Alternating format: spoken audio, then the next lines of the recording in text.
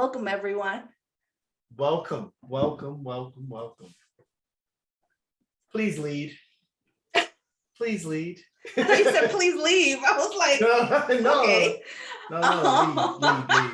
Leave. Leave after the show. Leave. Get the fuck out. Hi, everyone. Welcome to another mashup collab of Sex on Shuffle. I'm the host, Cindy Lee, and then we have Just.Hek of Just Another Podcast. And today we're going to talk about video games. Yes. And I know everyone's thinking, oh, this is definitely Just.Hek's thing. You're right. And it probably is. But you know, I think everyone has been somewhat of a gamer. I mean, you have games on your phone. Right. Low key makes you. Oh, technically. Makes you a level 1 gamer, you know. Oh, I see you. You got a console, you're level 5. Level 500 of Candy Crush. You know, definitely. If you were part of the Temple Run crew. Temple Run. Remember that? That helped in the subway. I feel like that was one of the only games that worked. That increased lateness. That was a punctuality killer. Like, damn, I missed my stop. The level of disgusting lies as to why you arrived late to work rose during that era. Like, oh, my train went express yeah. But it works because you have the heart rate, like you were stressed, but it was really because you was trying to get past. Yeah, definitely. But no, I think video games have come a long way. But Cindy, what's been your experience? Like, what was the first game you ever played? And let's walk down that journey. Picture it. 1980 something, because I don't know. But my thing was I had a Nintendo when I had a video console, whenever that was. I don't think I had Atari. I'd have to ask my sister if she did. But I played Mario Brothers. Mario Brothers. My favorite was 3, right? So like sometimes those I'll be cooking, right? That's in my head forever. Duck hunt, because I really loved my gun, but I did not like when the dog laughed at me. So I had to learn about emotional regulation real quick. I wanted to punch everything. Emotional regulation. What were your feelings when you let's talk about that? What were your feelings when the dog? Because it says a lot now. Now I'm starting to understand the irateness when people laugh at you particularly. Yeah. You get duck hunt flashbacks? Is that what it is? Yeah, because I think it was rude. I was doing the best. I'll be like, I'm shooting at the screen. I know I'm shooting at the screen and I still miss the duck. And then he just... Yeah, I'm sorry. It's all right, I have therapy. Mental wellness is important, yo. Did you just look for that? That was my shit. That was dope. I don't think I ever... to like completion though, but I feel like we could talk about that in a second. What was your first video games? Like when your memories come up. Because I'm a little bit older than you? Yeah. A little bit, just a tad. Did you have Pong? Oh, fuck you. No, I did not have Pong. No, I remember having... Frogger? So I remember you being a jerk. But I remember having an Atari, but no one knew how to attach it to the TV. Either that or nobody wanted to. I think I had like the Atari 2600. I remember coming to the house and there's a big ass box, and I got like super excited because I was like, wait, is this mine? And then but no one knew how to attach it. So I didn't really play. I think I want to say my first game was in an arcade, and it was was either Double Dragon or Ghosts and Goblins. Ghosts and Goblins. Wow, those are great. Mm-hmm. And I just remember my mind being blown and just being addicted to the challenge. Yeah. You know, stuff like that. I didn't get my first actual console until 1991. I got a Nintendo. Mm-hmm. I had a Nintendo, and my aunt got it for me for Christmas. It's probably one of the best Christmases I ever had. I have like a picture of it. I wish if I could find it, I'm gonna like put it as my background, but it's me with like my high top fade. Oh, amazing. Please put that as the cover of the video. Do the editing magic. I need that. And yeah, it was just like having, you know, a console. I think the consoles definitely took a chunk of money out of the arcade. Oh yeah. Because everything became being at home. But that was like, those were like the first games. And then like my actual first console game was Super Mario Brothers 3. Oh. And I had got that with the Nintendo. I actually got that through a secret, a Santa, like a charity. Oh, dope. Yeah. I had wrote and I asked them what you wanted. And I just said Super Mario Brothers 3 and I got it. I remember when they gave it to my aunt because it was like a blizzard and it was in Staten Island. And the person, I remember her talking and saying, "Hey, don't worry if you can't make it." And she was like, "Okay, well, we'll be here." And then she just got quiet. So I kind of knew something was up. And then and then she went downstairs and got it. And I remember coming upstairs and I was like, "Oh shit, that's it. That's it." And it happened. Yeah. Yeah, man. That's dope. It was dope. It was dope. I read that book. Because I had like a book. I had bought like this, those info books. Yeah.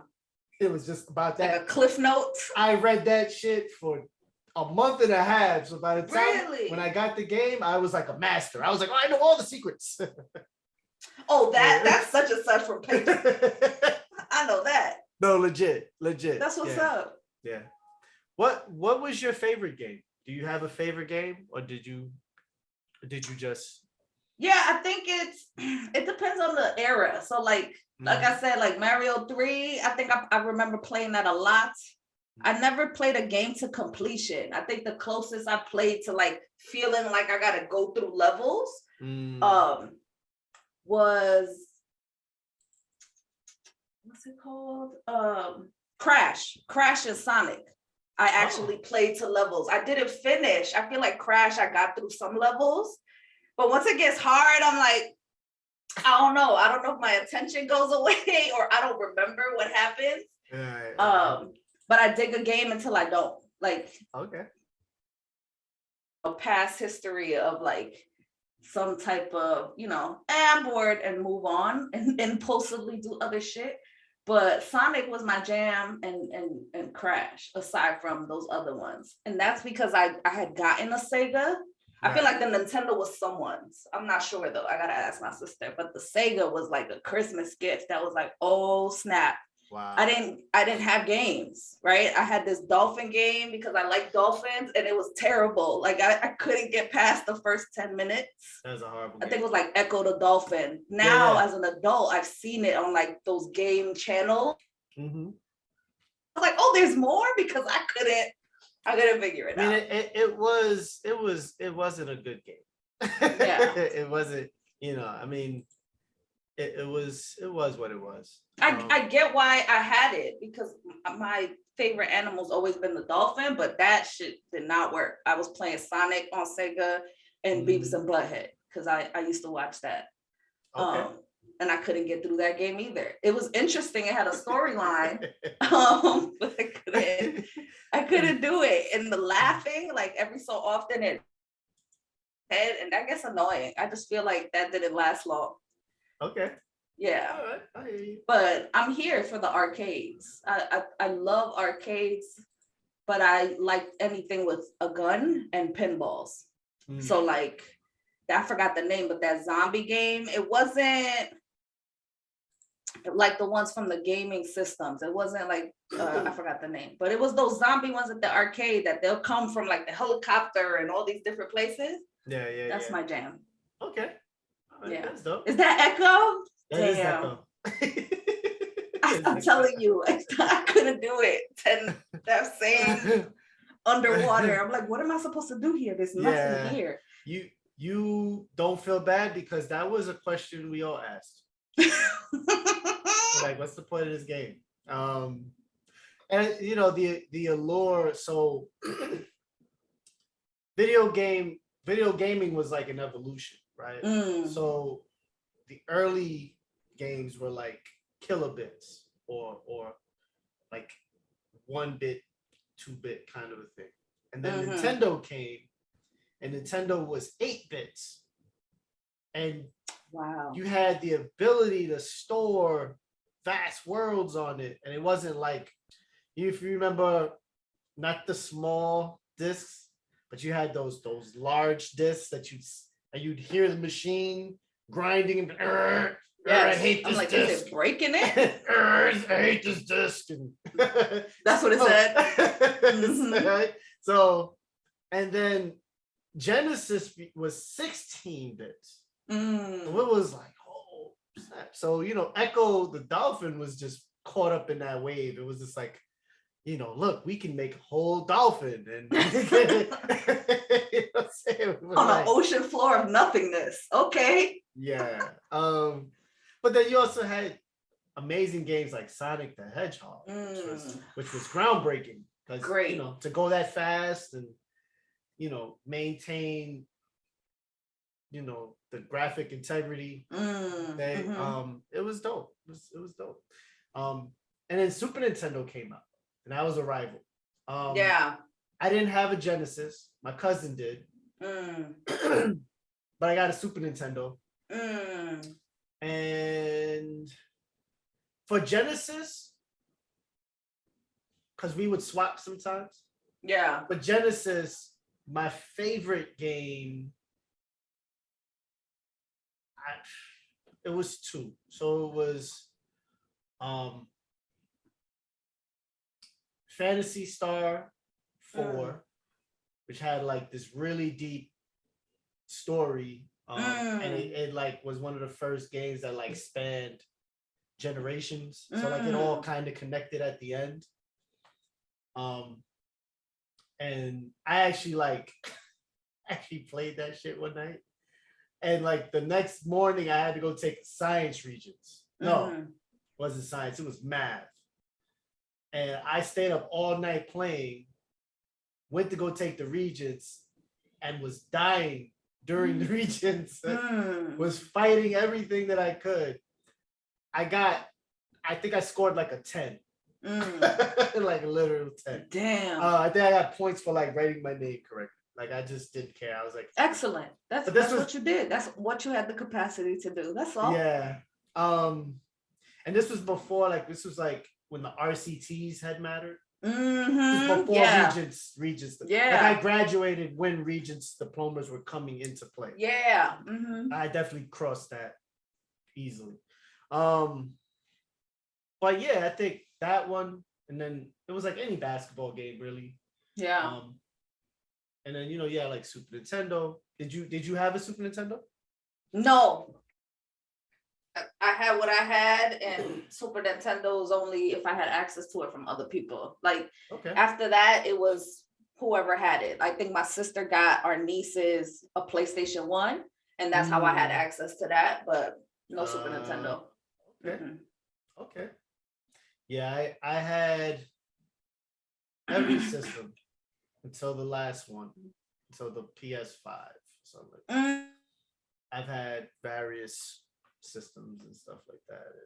Yeah, I have an Xbox 360? Before they started doing other things.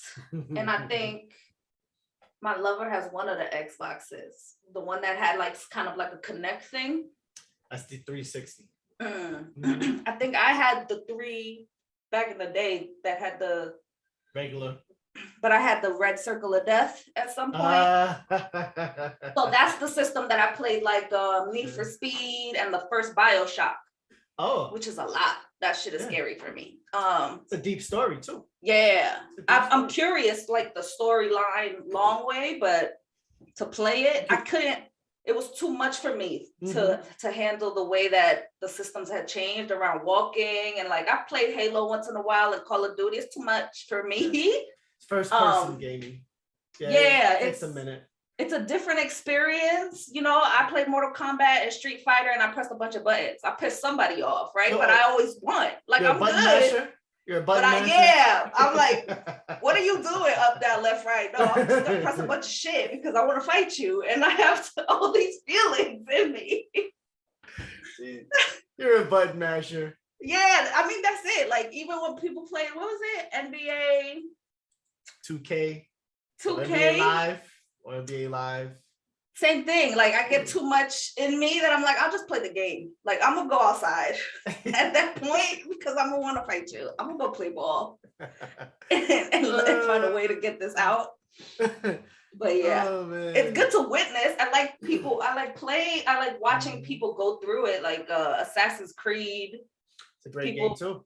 In my around, we're really into that. I like seeing the storyline. Yeah. That game's evolved. Like but yeah, it's on some other shit now. Like they have like an Egyptian version of that game. Oh wow. They have a Nordic version of that game. They have a Greek version of that game. Interesting. And they're all amazing. All amazing. Yeah. I bought it on sale, the Greek version. And they literally, you start going on a ghost chase to like hunt down people of these inner circle. That's a side quest. That's not even the main quest. Wow. Yeah. So there's a lot of outlier. There's a whole lot of outliers. And that's what it's kind of, and it makes me wonder sometimes if games became too grand. Because especially if there's a game called Skyrim. It's Elder Scrolls. You were playing that a lot, right? Like that was your jam? I was playing that at the office. Yeah. And it's been out for almost 11, 12 years now. It came out in 2011. Yeah, it came out in 2011. And people have still been playing it and modding it, right? So that game is huge, but people have still been playing it. And there's only been like a handful of people that actually done everything in the game, right? To the point where it like kind of breaks the video game internet when someone announced that they completed 100% of everything because there's much to do in that game. Yeah. And they didn't come out with they came out with like other games, but that game standing alone has been out and people still play it. Yeah. My issue with the Assassin's Creed games is that they give you that same kind of game with added layers or awesome, like there's stuff in that game that I'm just like, yo, this is fire. Yeah. But then the next year or two they come out with another one.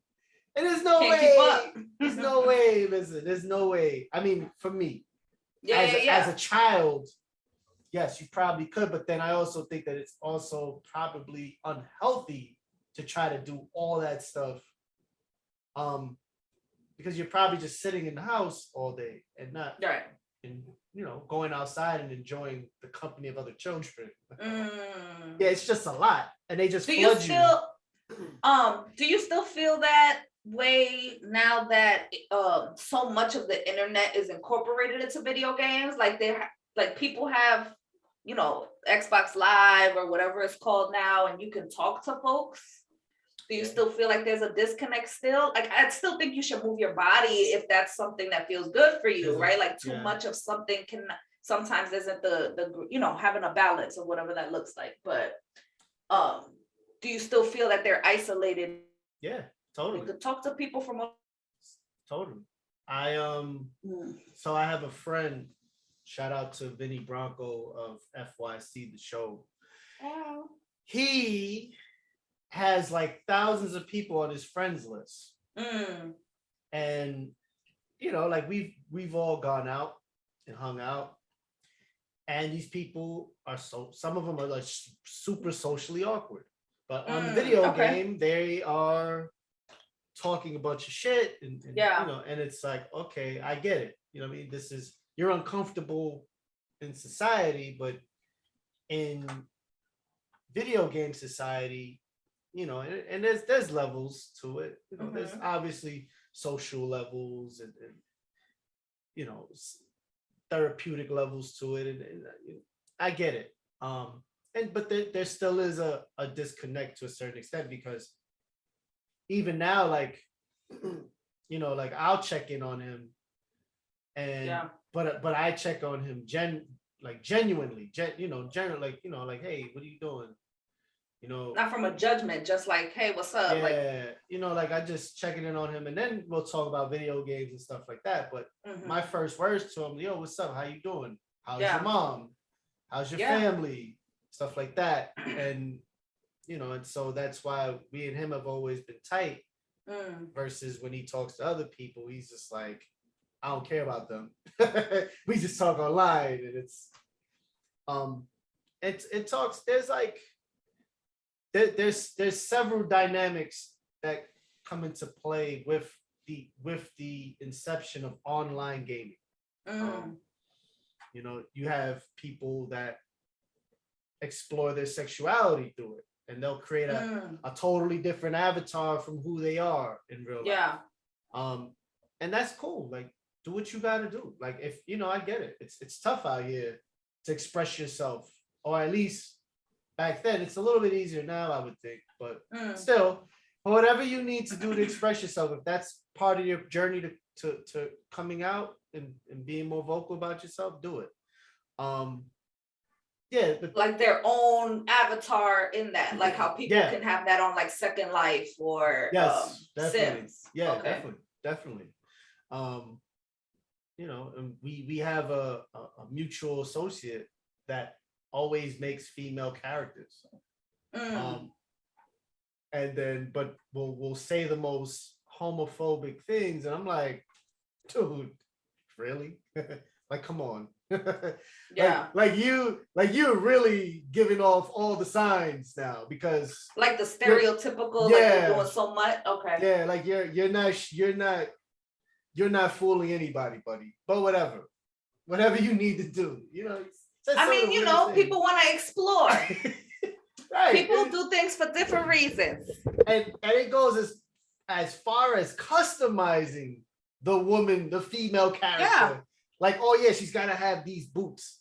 I'm like, what? Maybe he low-key wants to do women's fashion. I'm like, I think sometimes we have to put it in the container that's comfortable for us, but then we'd be like, oh, yeah. So where is that? Like, what does it look like to affirm? What goes with those boots? Tell me more. No, seriously. I'm just like, I heard, I just be like, yeah, I don't know, because this dude is gay. Then he's the first one to say, oh, that's super gay. And I'm like, that's so interesting. Yeah, it is. And those are the things that play out. It's also created a lane for people to troll people, to say outlandish things to each other. Oh yeah, without thinking there's a recourse. Right. And so, there was at one time where there was a guy who was like playing people online, and he had this device that would track people's IPs connected to the game. So these kids would be saying stuff, and he'd be like, he'd say, oh, who are you talking to like that? Chris Smith of 32. It's not hard. These kids would turn into ghosts. It's not hard. Yeah. He's like, I'll come to your house right now and rape you. And he'd be like, oh my gosh. They'd be like, that's what he says? It'd be like, I'm so sorry. I'm so sorry. Oh my gosh. I can't. He scared him so much, and it was hilarious because these kids are just talking crazy. That's what they get. Oh, Punch Out! Yo, let me tell you, that game is one of the hardest games I ever played in my life. You see, I ain't mentioned it because I played it when I was little. No, I can't. Man. I think the Sandman, Super Macho Man. No, Super Macho Man he was in that game. He was in that game. Let me see. Super Macho Man. I think he was in that game. If not, he was in the Super Nintendo version, but I believe he was in that game. And then him. Oh, yeah. Then you had to like watch the winks because if he winked, he was gonna hit you with the and he had the punch that would automatically knock you out. It wasn't like a regular. Yeah, he was super. Like my hands would sweat. I had sweaty palms. It's the sweaty hands. It's stress. Yeah. This would have been a good opportunity to teach about mindfulness, but we didn't get that. We just said video games are bad. Go read a book. When you could have been like, oh, but do you like them? You can be a video game like creator. Yeah, and Super Macho Man's undertards were everything. And he matched the boots. He synced them with the boots. I'm ready for the cosplay. I'm ready. I'm gonna wear it. I think look, blue. That's Periwinkle. Periwinkle look good. Why not? Do it. A cyan. What color is this? We can make this work. I think one of the issues that I had when I would co-host the show with Benny Bronco was the video game industry's inability at that time, at least, to put out games that were like glitch free. Like every game was coming out, wasn't really done. Like you'd have to do like a day one game patch. You wouldn't get the whole game. You had to buy it in pieces. And one of my concerns was there's a lack of respect for the consumer. Yeah. You know, as consumers, we're buying these games. Video gamers shell out billions of dollars a year, right? Absolutely. New console comes out, they raise the price. Absolutely. There's a little bit of a grumble, but then they still buy it. It's still there. They're still buying it. And there's just a lack of respect. And I was like, you know, one thing to go on Reddit and complain is one thing, or review bomb it, but that's not enough because people are still gonna buy it just for the intrigue, just to go, oh, well, let me see if it's bad. Because, you know, there's a lot of people that just review bomb just to review bomb, just to hate. Yeah. Ooh, finish him. But that reminds me, because I knew that if I went back into the wall, if I'm caught out there and I just press back a whole lot, then it won't hit me as much, right? Because it's defense and it's against the outside of the TV. So I feel like I was free, and then I could try to jump and like attack you. Yeah. And they tried to say that this game was the reason for violence in community. And I was like, at that time, I was like, so we're not talking about gun violence and crack cocaine? Anything that's not Reagan, we're good. We did it. This video game with the blood, because I get it. This was one of the first games. This was the most graphic. Yeah. The first game when you ripped the dude's head off and his spine was. But they gave you the whole game. Yeah. And that was like, you know, so, and when I would say this to my co-hosts, they would just say, oh yeah, you're right, but, and it was like the addiction, like regardless of anything, they're still going to support it. And, it's the dopamine. I get it, but it shows the complicated layers to this shit, because you're looking at it like, oh, this wealth hoarding and this capitalism is an impact. Like, we pour so much money into y'all. That's why y'all are the billionaires that you are. And you're like, no, let's give you less and make you pay for more. Yes. Let's do subscription. Let's take these things away. Now you want skins, don't you? You want the color of your car different. You want your panties different. Whatever they're giving, you have those options. Right. And it just makes it so that it takes away the fun for a lot of people, and then you notice people can get, right? Totally. The layers that I think about sometimes is because I've been thinking about the environment. I know that something is going to happen when you got to change these systems out. I don't know how recycling works, but in my head, a lot of electronics are just sitting. And there's certain companies that have been slowly coming out and being like, oh, I think Microsoft said they want to, bring their carbon footprint back to zero by like 20 something, or they're trying to take it away by like 2030. I'll see if I have the article, but like those things happen at the same time, which sucks, right? It shows the good and the bad of things. You can enjoy a video game and there's these layers, right? Like, studies showed that I think 2015, the highest percentage of teens that were playing video games were Black folks, right? Black teens. But if you look at who creates them, it's not the same amount, right? No. Scholarships and things like that to Black and Indigenous folks, because there's still these discrepancies. While you can still enjoy the video games, right? Like it's just a lot of fucking nuance. Yeah. But it takes away from the consumer, right? You feel like you had a loyalty for your patronage. And instead, they're like, nah, we want you to continuously give me your guap, and we're going to change and then make it obsolete. Like, you can't just keep a PS whatever, right? You have to keep going. Right. And now it's quicker. I feel like quicker and quicker things are obsolete. Like, more and more it updates. Even though it's an every year thing, I feel like it feels quicker.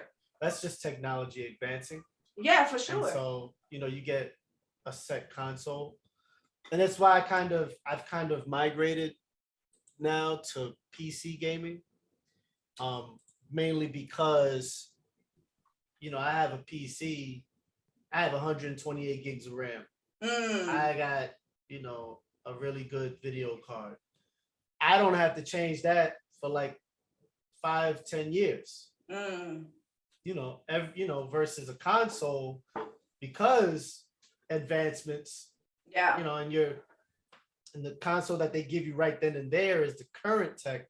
Yeah. By next year, 2 years from that, there's newer tech. There's newer ways to transfer information, whatever the case may be. For sure. And so that's where they get you, because it's like, well, and they know, and unfortunately, the consumer within the gaming communities, they're not saying anything. They're not being vocal. They're just like, you know what? I'm just gonna buy it. It's what it is. Like, they'll complain, but this is what it is. And there's obvious hackers out there that have tried to make things interesting, but it's not it's not enough. I feel like, as someone who games, and I don't game as much anymore just because of time.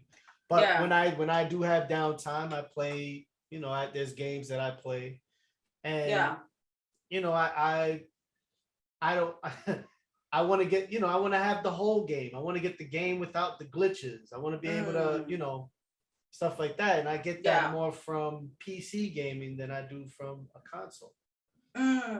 But I read somewhere, now I got to look for it, but I feel like I read somewhere that more of the folks are talking about putting everything online. I either think Microsoft or whoever is trying to make it.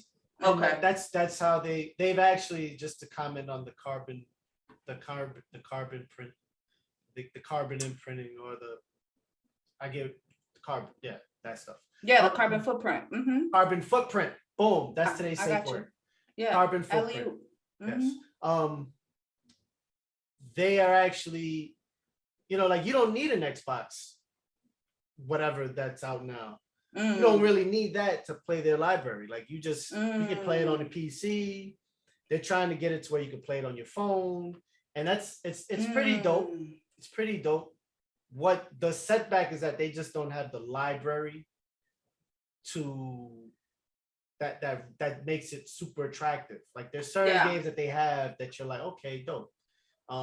But Sony has the extensive library, and they know that, and they are the one, they're the ones, they're not going to do that model because that doesn't work for them.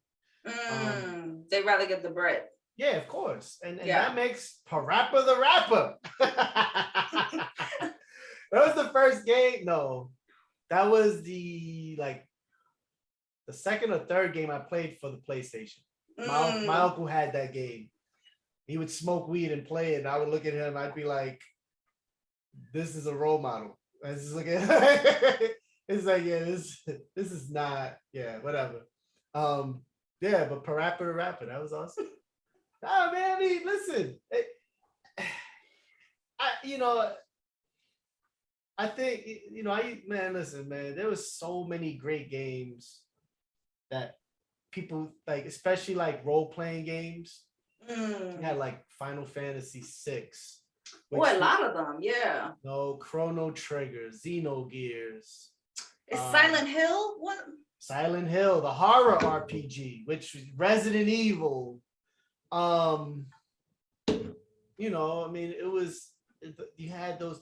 Yo, I remember my boy, we were in college, and he got his girl at the time to buy him Resident Evil 2. I went in, he's like, yo, look what I got. I looked, and it was 2 discs. I took the other one. I was like, yo, I'll be back. Because it was 2 discs. And you can start from either, it was, yeah, you can start from either story. Yeah. And then you'd have to switch it eventually. But I knew by the time he'd get there, I'd already be waiting for him to switch it. But there were so many great games. And now there are still great games, but they're not like finished products. Like there's games like Guardians of the Galaxy was a great game that came out, right? It actually touched on like the 80s hits, super authentic. It was authentic more than the movies to the comics. It was super authentic to the comics. And it's super glitchy, and it's such a great game, but there's parts where you just have to, if you're lucky that the glitch doesn't happen, but if it does happen, you just have to skip it because you're just gonna get stuck in a loop. Yeah. So many games that had potential. The Avengers game, another one, had potential. Now it's a cash grab for them. They just release skins and you can look like Captain America from the movie, but it's the same shitty gameplay. Yeah, that's what they're into now. Like, they want multiple, it's just customized. It's a cash grab. I mean, the gameplay isn't fun. It's robotic almost. It's and Final Fantasy VII, they remade that, right? It's cool, but the original was what made you cut class. The original what? Because it went Final Fantasy VII.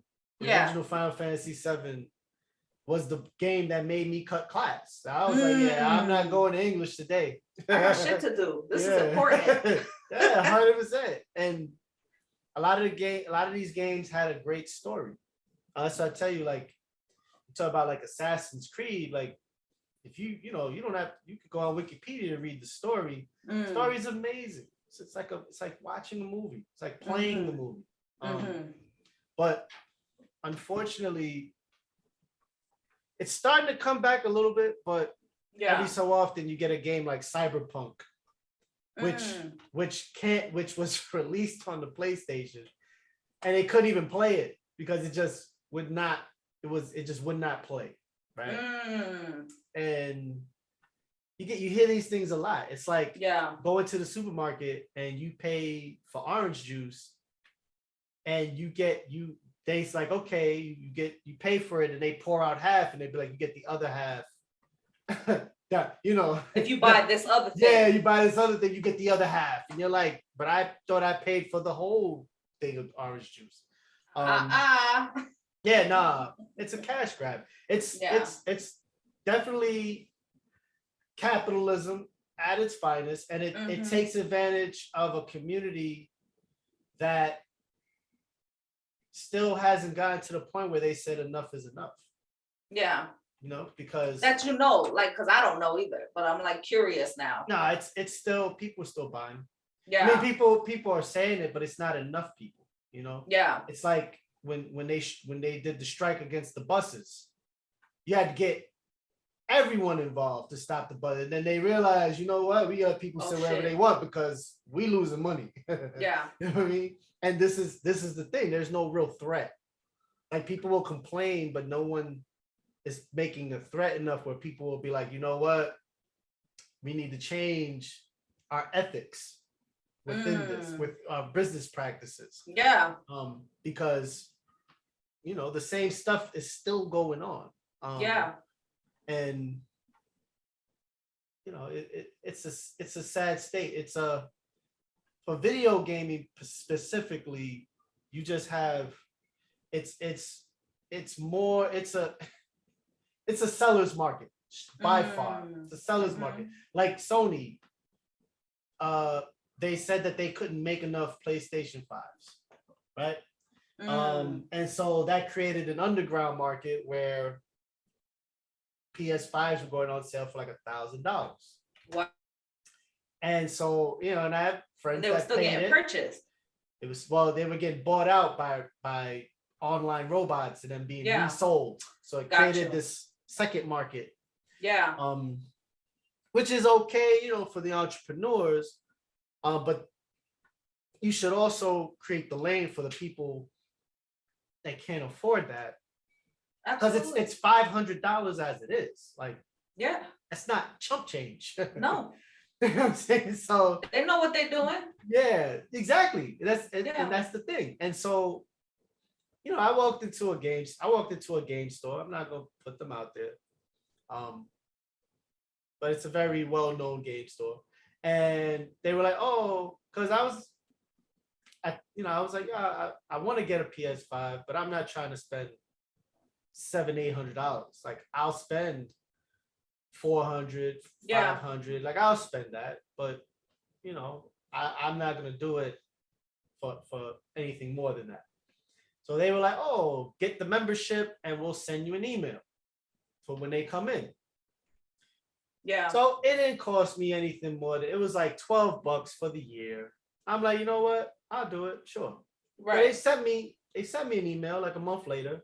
We have consoles coming in, but they're special batch PlayStation 5. So they come with a whole bunch of other shit that you may not even really want. Right. And they're like, oh yeah, it's cheap. It's $6.99. And I'm like, but I don't want all that stuff. I just want to play. Right. Give me the bear. What if I just want this? I'd buy my own plug if it had factory model. Like shit. Like IKEA that shit to me. I'll build it myself. Like, right. Give me the Build-A-Box. So version. They were like, oh, this is all we have. Then I got a second email like 2 months after that. And again, oh, we got a model that's $7.99. We got an $8.99 model. We got a and I'm like, but I don't want all that stuff. Like, I don't want all that stuff. So I'm curious. BioShock. And then I'm gonna stop because we, you know. Yeah. I noticed that a lot of the retail shops have like those other websites that let you do payment plans.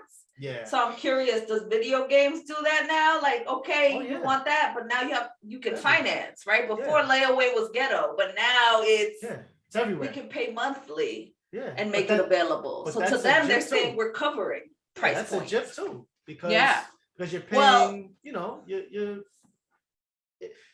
especially for someone like me who's not really playing that much, for me to spend $800 because the prices are still high. You're not getting it for $499. You're getting it for the market value. And the market value is like $750, $700, the minimum. And you know, it doesn't make sense to me. I almost did it one day and I called my brother, Vinny Bronco. He was like, nah, don't do that. Yeah. He said, you don't play enough. He said, yo, you're hardly on now. Like, why would you do that? And I was like, you're right. I was like, you're right. But I was like, I needed a voice of reason. He was like, yeah. I was like, nah, but you know, a balance. Yeah. I was treat yourself. Treat yourself. Not every year for $1,000 to these billionaires. Yes. It's the closing message. In conclusion. Listen, enjoy your games. Yes. What you gotta do. There are sites out there where you can get certain games for free. Do your research. Yes. So because you don't have to pay the middleman. You don't have to find pay, your Reddit. But if you do pay, Steam is a great place. They always have sales. I thank Cindy for taking us on her video game journey. Very, I've learned a new layer of Cindy. That's how. Did you ever beat Mike Tyson? Did I just witnessed it. No, but he bit his ear the day before my birthday. In real life, though. Evander Holyfield. That was like the day before or 2 days before my birthday. Poor Evander. Poor Evander. But now, anyway, we're gonna close. But Tyson is selling I feel like it's THC gummies in the shape of bitten ears.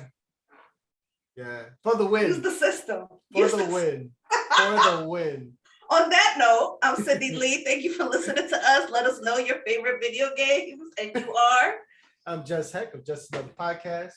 Take care. Be safe out there. Enjoy your Easter weekend. And yeah, play on, gamers. Holler.